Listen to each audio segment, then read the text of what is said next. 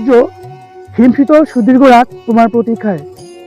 এমন এক হিমশীতল রাত শেষে কুয়াশা মোড়ানো ভোরে আমরা আসলাম আল্লাহ অপূর্ব নিয়ামত খেজুর রস সংগ্রহে।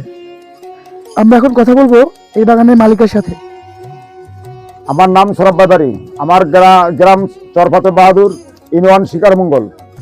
আমি 9-10 কাঠা জমিনে আমি 3 কাতার গাছ লাগাইছি, 49টা গাছ। আমার এখন বর্তমানে আজকে 14 পড়ছে।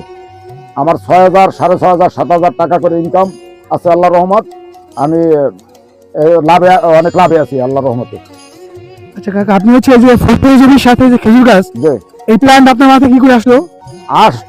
এটা আসছে যে 3 ছেলে আছে, ছেলেরা ডাঙ্গর হইলে তারা বাবার মার ব্যবস্থা কি নেয় কি না নেয়, এই জন্য আমি আর পদ্ধতি করার জন্য চেষ্টা করছি। তাও আমার ছেলেরা, আমার টাকা পয়সা, আমার ছেলেরা আমার সাথে আছে।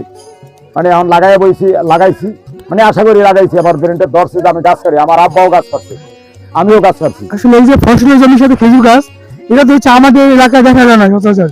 যে না, নাই, বগল 2-4 ইউনিয়নের ভিতরে নাই, আমি দেখি না। আমি আমি প্রায় 60টা গাছ কাটি। আচ্ছা, আপনার এই গাছগুলোর বয়স কতদিন?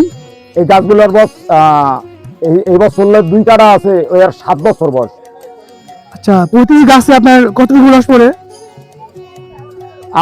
আদারি করে পরে একটা ঘুড়ির এক গুড়ি পরে, ওই 3টা মিলে একারি হয় আর কি। আচ্ছা, আপনার এই প্রতি গাড়ি রসের দাম কত? রাত কাটা 600 আর দিন কাটা 500। আচ্ছা, তো আপনি কি ফসলের জমি থেকে এই খেজুর গাছে কেমন লাভবান হচ্ছেন? 10 গুণ লাভবান।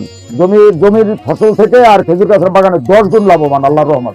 তাহলে আমাদের যারা চাষি আছে, আপনি এদেরকে বলবেন যে এই গাছ লাগানোর জন্য?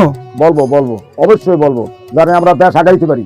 আচ্ছা, যদি আমাদের মধ্যে কেউ রস নিতে চায় তাহলে কি করে আসবে? আমাদের কালকিনি আসবে। কালকিনির থেকে সমুদ্র যাওয়ার পথে আমার ওই চৌরাস্তা নামবে। চৌরাস্তা না, মেয়ারহাট যাইতে রোড আছে, ওই রোডের তো মেয়ারহাট যাইতে পথে মালবাড়ি আছে, বড় মালবাড়ির পরে ব্রিজের লাগে নতুন মসজিদ আছে, মসজিদের লাগা বাড়ি আমাদের।